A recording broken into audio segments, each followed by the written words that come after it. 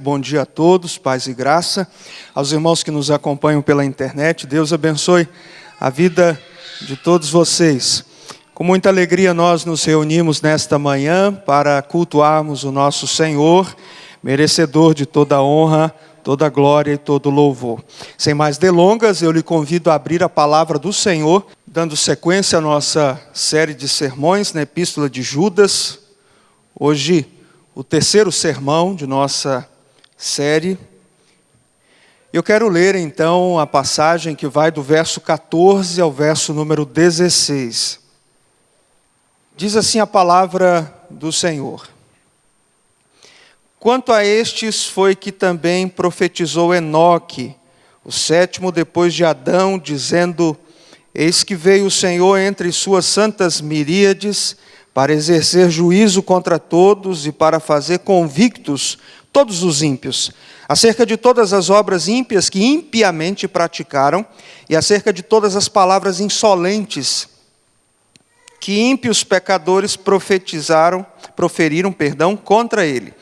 Os tais são murmuradores, são descontentes, andando segundo as suas paixões. A sua boca vive propalando grandes arrogâncias, são aduladores dos outros por motivos interesseiros. Vamos orar? Ó Deus amado, muito obrigado por esta manhã, obrigado pelo dia que o Senhor nos dá a alegria de viver, ainda mais porque este dia é do Senhor. Fomos, ó Deus, convocados a estarmos aqui e adorarmos ao seu santo nome. Ó Deus, nesta hora em que cantamos ao Senhor, falamos com o Senhor, lemos a sua palavra, pedimos da parte do Senhor instrução para a nossa vida. Continue edificando sua igreja, o seu povo. Abençoe os irmãos que estão à distância, remotamente nos acompanhando e procurando adorar o seu nome. Abençoe-os, ó Deus, pela sua palavra. No nome santo de Jesus é a nossa oração. Amém, Senhor. Hoje nós vamos prosseguir com o tema da semana passada. Nós continuaremos falando sobre conhecendo o inimigo. Nessa grande batalha que nós somos informados a respeito dela por Judas, nós precisamos conhecer o inimigo. E nós vimos na semana passada, do verso 5 ao verso número 13, que os nossos inimigos, aqueles que se infiltram na igreja para dissimularem e por meio disso praticarem muitas coisas torpes, eles são insubmissos, difamadores e estéreis. Hoje nós vamos conhecer um pouco mais a respeito desses nossos inimigos. E agora, de acordo com os versos que lemos, do 14 ao 16. Eu lhe convido então a verificarmos juntos aqui o que Judas tem a nos dizer, a mais, sobre os inimigos do Senhor e de sua igreja. Inimigos contra os quais nós fomos convocados a batalhar. E hoje então nós aprendemos em primeiro lugar que esses mesmos inimigos, eles incomodam Deus. Verso 14. Quanto a estes, Judas continua a falar sobre os inimigos do Senhor e de sua igreja. Foi que também profetizou Enoque, o sétimo depois de Adão, dizendo: Eis que veio o Senhor entre suas santas miríades. Judas aqui nos fala sobre uma profecia acerca desses homens. E essa profecia foi anunciada por Enoque. E Judas explica que Enoque, aqui mencionado, é o sétimo depois de Adão. Ou seja, a referência que Judas faz aqui é aquele Enoque que é mencionado lá em Gênesis capítulo 5, do verso 21 ao verso número 24. A referência lá é ao sétimo na sucessão de Adão. Primeiro Adão, depois Sete, depois Enos, Cainã, Maalalel, Jared, Enoque. Mas nós não encontramos essa profecia na Bíblia. De onde Judas tirou isso? O entendimento que os mais estudiosos têm a respeito dessa referência feita por Judas aqui, é que Judas tenha utilizado um livro pseudo-epígrafo. O que é um livro pseudo-epígrafo? A palavra vem de pseudo-epígrafe, que quer dizer nome falso de um autor, escrita falsa. Como é que funcionava isso? Era mais ou menos assim. Alguém desconhecido resolvia escrever um livro, e esse livro era escrito, mas não com o nome da pessoa que de fato havia escrito aquele texto. Essa pessoa colocava o nome de alguém mais conhecido para dar popularidade. É claro que se um fulano de tal desconhecido escrevesse uma obra e divulgasse, ela não teria tanta repercussão, como se ele então colocasse o nome de uma pessoa mais famosa. Isso acontece até os dias de hoje. Então, vejam, o livro pseudo-epígrafo é aquele, então, cujo texto é escrito por um anônimo, mas a autoria é atribuída falsamente a uma pessoa mais conhecida. Isso acontece até os dias de hoje, e vem, então, com o título de fake news. É como se, por exemplo, e já aconteceu, alguém desconhecido escreve um texto, publica nas redes sociais, mas diz que aquele texto foi do Alexandre Garcia. Então isso se espalha com muita facilidade e velocidade. Só que não foi o Alexandre Garcia que escreveu. É o que acontece aqui. Agora, por que Judas se valeu desse texto, pseudo-epígrafe? Por que ele não utilizou um profeta do Antigo Testamento? Um livro canônico, reconhecidamente inspirado por Deus. Em primeiro lugar, Judas cita esse texto porque aquela informação era verdadeira. Em segundo lugar, Judas cita esse texto porque, apesar de o Espírito Santo ser o autor primeiro das Sagradas Escrituras, ele não anula os seus servos. Vamos nos lembrar, para a gente entender um pouco melhor isso, Paulo escrevendo a Tito, lá no capítulo 1, versos 12 e 13. Quando Paulo está lá falando sobre os habitantes da ilha de Creta, Paulo lá diz o seguinte: foi mesmo dentre eles um seu profeta que disse: cretenses sempre mentirosos, feras terríveis, ventres preguiçosos. Tal testemunho é exato, portanto, repreende-os severamente para que sejam sadios na fé. Paulo lá, ele cita um filósofo chamado Epimênides, e diz que esse pensador pagão, aquilo que ele havia dito a respeito dos cretenses era verdade. Ele estava corretíssimo na sua forma de descrever os cretenses. É por isso que nas pregações, em um momento ou outro, o pregador cita alguns pensadores do passado ou contemporâneos, pois o testemunho deles é exato acerca de muitas coisas que acontecem no mundo. O que Judas está fazendo ao utilizar esse texto é dizer que os inimigos contra os quais temos de batalhar incomodam Deus. Deus sai com seus exércitos de anjos contra esses inimigos. Vamos associar isso aqui, irmãos, ao que nós comentamos no domingo passado, ao tratarmos no sermão da noite sobre Miqueias, lá no capítulo 1, versos 2 e 3. Lá o texto diz que o Senhor sai do seu santo templo, desce e anda pelos altos da terra, justamente por causa do pecado do povo, por causa dos seus inimigos. Esses inimigos de Deus, igualmente aos exemplos mencionados lá atrás, aqui em Judas, do verso 5 ao verso número 7, incomodam Deus, a ponto de Deus sair contra eles com seu exército celestial. Eles são um incômodo para Deus.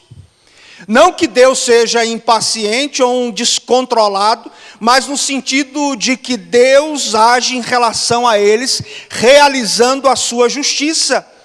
O Senhor Deus faz algo contra os seus inimigos. É isso que Judas está mencionando aqui e se valendo então desse livro, conforme então se atribui a autoria a Enoque, o sétimo na linhagem de Adão. Deus não é indiferente àquilo que os seus inimigos fazem. Ele se manifesta. Ele age contra os seus inimigos. Porque aquilo que os seus inimigos fazem incomoda Deus. Esses homens, conforme Judas, eles entram sorrateiramente na igreja, eles se infiltram nela, e o objetivo é então praticarem a dissimulação, transformarem verdades cristalinas do Evangelho em coisas extremamente obscuras, fazerem então daquilo que é maravilhoso em Cristo algo abominável, transformando, nas palavras de Judas, a graça de Jesus em libertinagem. Eles querem negar o único soberano e Senhor, Cristo Jesus. Isso incomoda Deus. Meus amados irmãos e irmãs, nós não podemos perder de vista que aquilo que os inimigos do Senhor estão fazendo não incomodam o Senhor. E é justamente por conta disso que Judas convoca os seus leitores a batalharem diligentemente pela fé que uma vez por todas foi entregue aos santos. O que o mundo faz incomoda Deus. É isso que nós encontramos no texto de hoje sobre os nossos inimigos. Os inimigos do Senhor, os inimigos da igreja do nosso Redentor. Em primeiro lugar, eles incomodam Deus. Judas está dizendo que eis que veio o Senhor entre suas santas miríades. O Senhor sai e vai na direção dos seus inimigos. Ele não é apático àquilo que os seus inimigos fazem. Segundo lugar, sobre esses inimigos nós aprendemos. Eles não apenas incomodam Deus, eles também ofendem Deus. Versículo 15. Para exercer juízo contra todos e para fazer convictos todos os ímpios, acerca de todas as obras ímpias que impiamente praticaram e acerca de todas as palavras insolentes que ímpios pecadores proferiram contra ele. Judas nos diz que o Senhor, segundo Enoque, sai para exercer juízo contra os seus inimigos. E nós temos os exemplos mencionados anteriormente a respeito de todos aqueles que se opuseram a Deus, que se rebelaram contra Deus, e o que aconteceu com eles? Eles foram destruídos. Judas está dizendo que o Senhor vem com juízo contra os seus inimigos. A igreja vai batalhar contra aqueles a quem o Senhor já condenou. A gente viu isso nos versos anteriores. E a quem o Senhor virá com juízo. A condenação já foi anunciada, mas a pena ainda não foi aplicada. E é justamente por isso que o autor diz que o Senhor sai e vem contra esses seus inimigos. Mas não apenas isso. O Senhor não vem apenas para aplicar a pena. O Senhor vem para fazer desses homens convictos daquilo que praticam. Além de executar o juízo, o Senhor vem para tornar esses homens convictos do que fizeram contra Deus. Os condenados terão consciência clara do que fizeram, de suas obras ímpias, praticadas impiamente. Judas diz que as obras desses homens são ímpias e praticadas impiamente. Por que Judas dá essa ênfase? Porque a impiedade, ela não está apenas no feito, está também nas intenções do coração.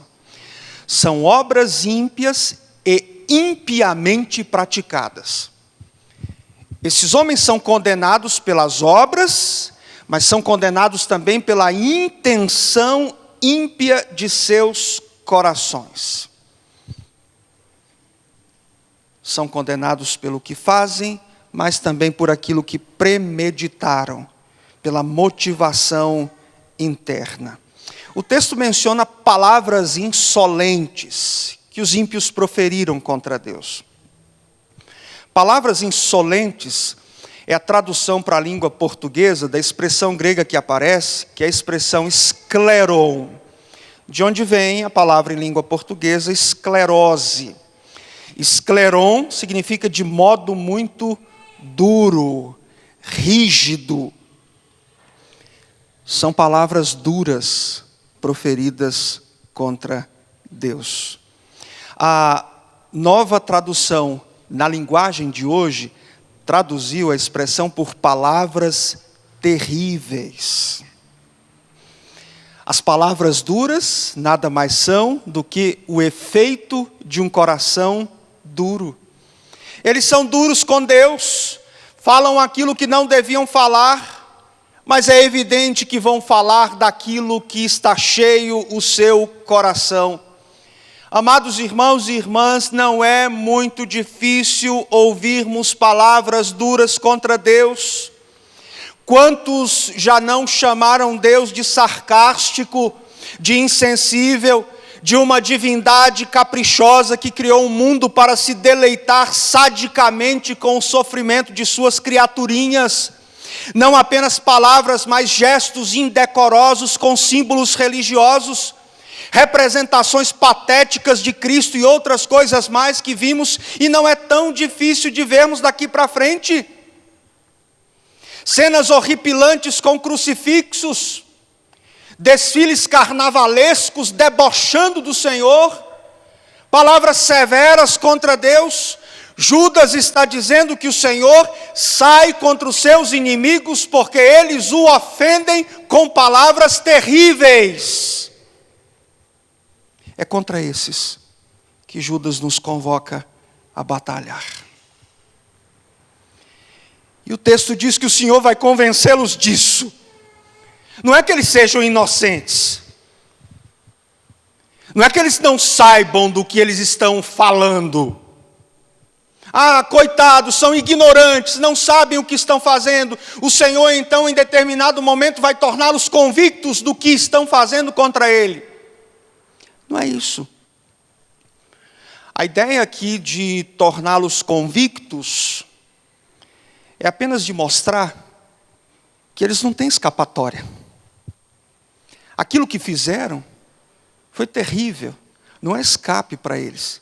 E eles então terão claramente a ideia de que aquilo que fizeram foi extremamente ofensor. A TEB, que é a tradução ecumênica da Bíblia, usou uma expressão muito interessante para descrever o que esses homens estão fazendo. São impiedades criminosas, para dar esse ar mesmo de condenação.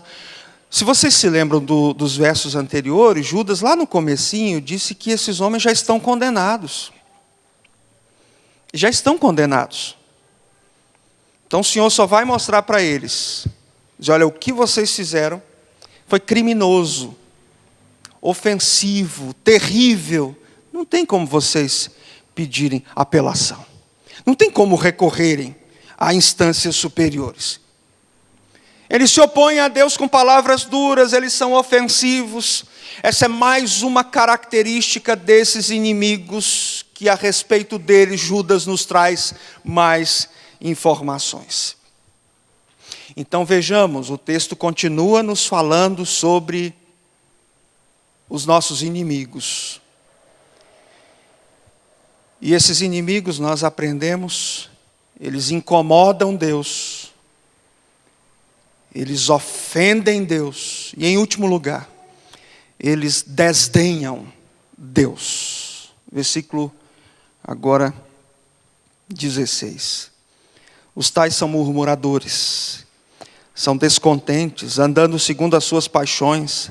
A sua boca vive propalando grandes arrogâncias, são aduladores dos outros por motivos interesseiros. Mais descrição a respeito dos inimigos do Senhor e de sua igreja. Eles desdenham Deus.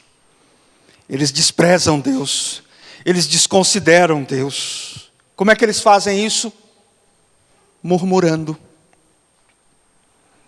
Os tais são murmuradores. Eles murmuram, são reclamadores, uma postura que também é típica de um coração duro, que não compreende a forma como Deus age. Enquanto a Bíblia nos diz que nós devemos dar graças em todas as circunstâncias, por todas as coisas, porque essa é a vontade de Deus, está lá na 1 aos Tessalonicenses, capítulo 5, verso 18, o que esses inimigos do Senhor fazem? Eles murmuram. Eles reclamam da forma como Deus então conduz a sua criação. E não somente a respeito disso, mas a respeito de muitas outras coisas.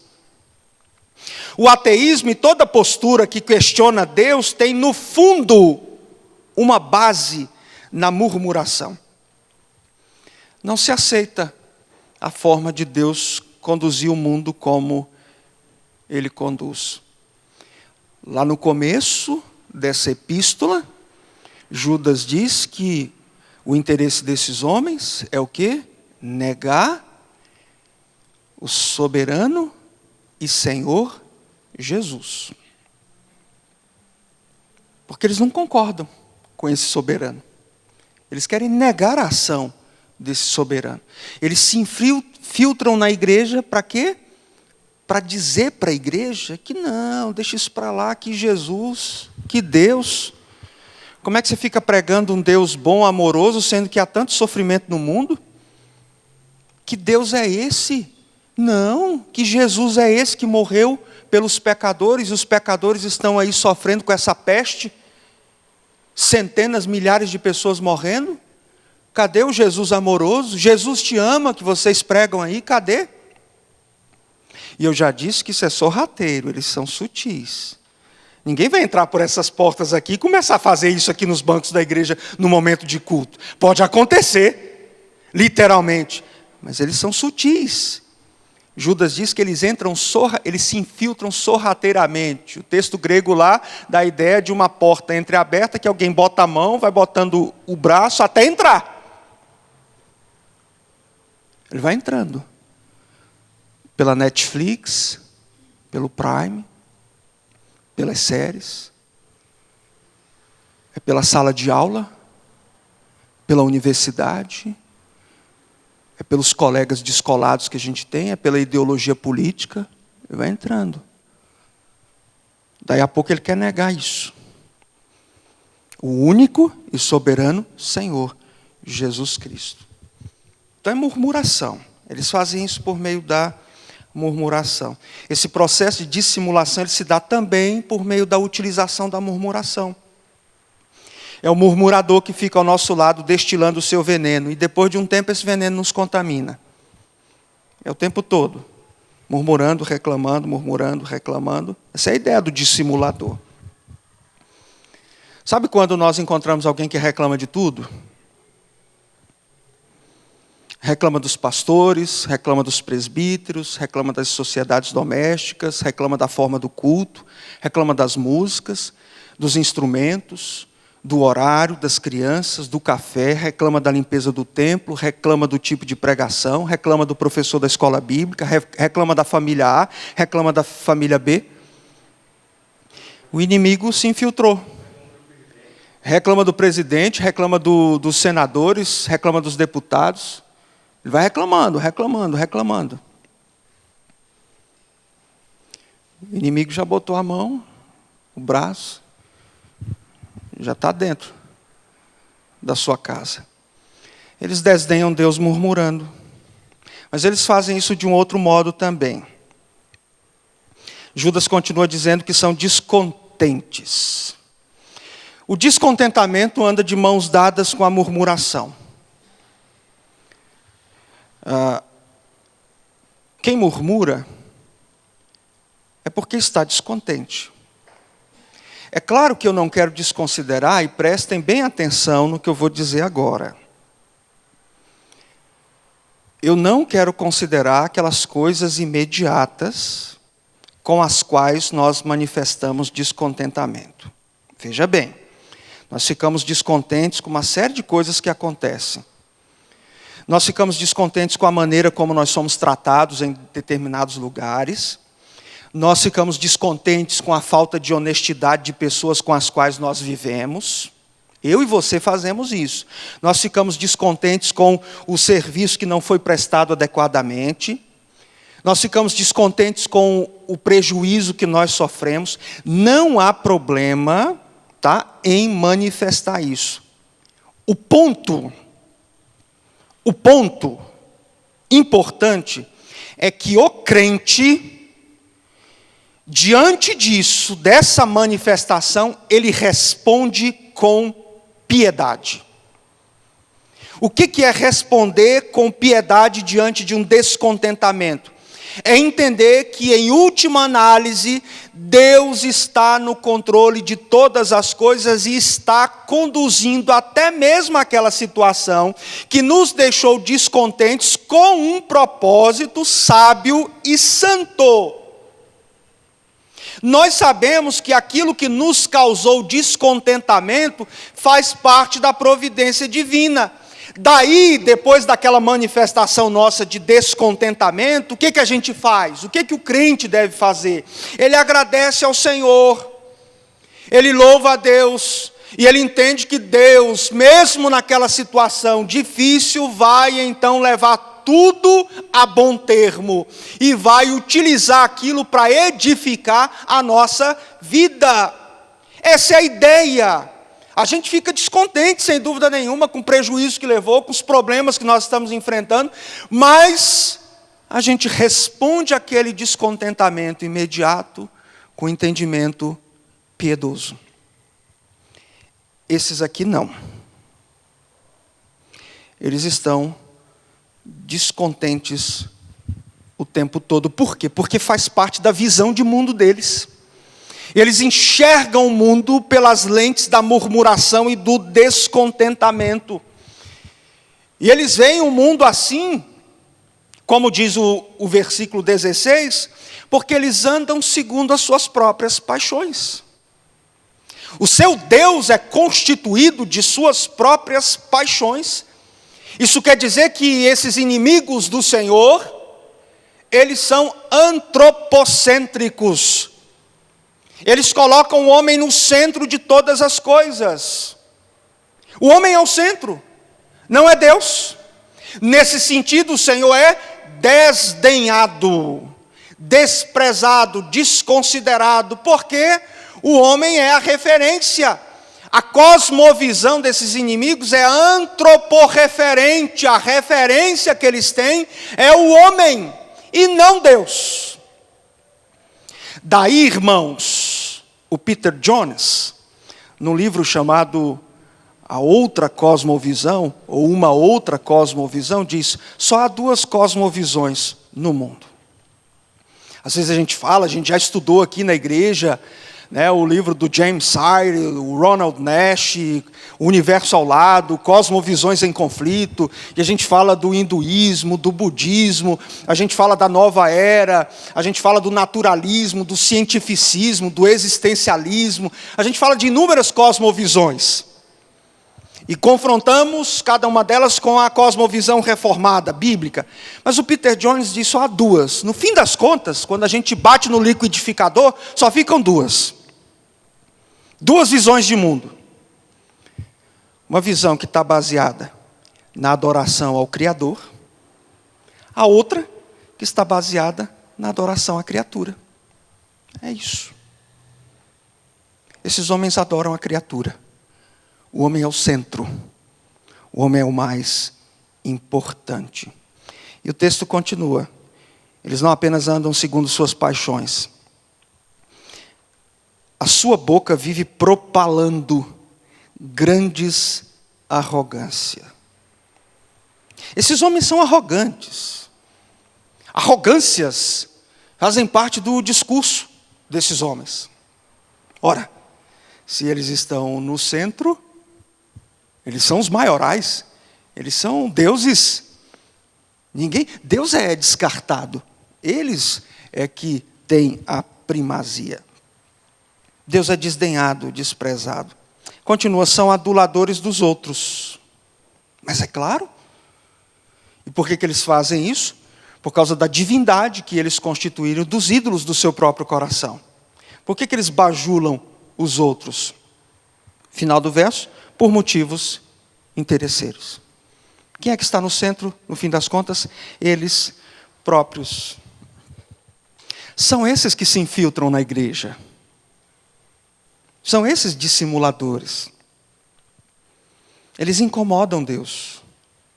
Eles ofendem Deus. E eles desdenham Deus. Por uma razão muito simples, eles estão no centro. Eles se colocam no centro. E quando eles bajulam alguém, o interesse é o quê? É satisfazer os seus próprios objetivos. É isso que eles fazem. E é justamente contra esses que Judas está convocando a igreja a batalhar diligentemente pela fé. Esses são os inimigos do Senhor contra os quais nós somos chamados a batalhar. E o autor nos traz então informações importantes aqui sobre os nossos inimigos. No caso de hoje, nós aprendemos que eles incomodam Deus, ofendem Deus e desdenham Deus. Eles se infiltram na igreja sutilmente. E essa infiltração, como eu disse, acontece de diversas maneiras. Eles querem transformar a graça do Senhor em libertinagem. Eles querem negar o único soberano e Senhor, Jesus Cristo. E nós somos chamados a batalhar diligentemente pela fé que uma vez por todas foi entregue aos crentes. Meus irmãos e irmãs, nós somos convocados a batalhar. Não é uma opção. É uma convocação. A nossa batalha é pela fé. Batalhamos pela fé porque há pessoas que têm um interesse em destruir a igreja. E eles são sutis. Vocês se lembram de Efésios capítulo 6, quando Paulo fala das ciladas do diabo. Por que nós temos de nos preparar para lutar contra as ciladas do diabo? A palavra cilada em grego é a palavra methodeia, de onde vem método, metodologia. O diabo utiliza metodologia. Os seus seguidores são inteligentes, não são bobos. Eles utilizam metodologia, estratagemas, técnicas de guerra. Eles não são bobos. Por isso, então, Judas está nos trazendo informações sobre esses inimigos. São insubmissos, são difamadores, são estéreis, enganam muito bem, incomodam Deus, ofendem Deus e desprezam Deus com seu desdém, colocando o homem em primeiro lugar. Precisamos batalhar pela fé porque há pessoas assim que querem se infiltrar e destruir a igreja. Quantos na igreja não foram levados por conta disso?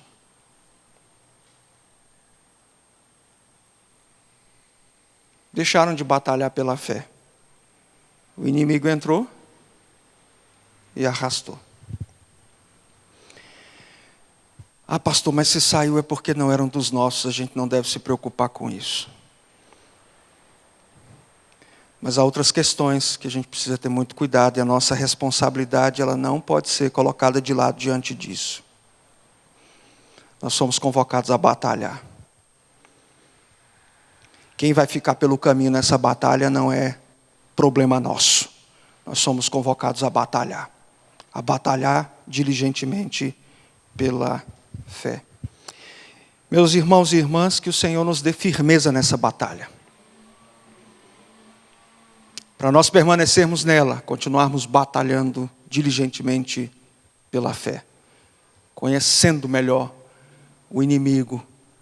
Quem são esses contra os quais nós somos convocados a batalhar? Está difícil, irmão?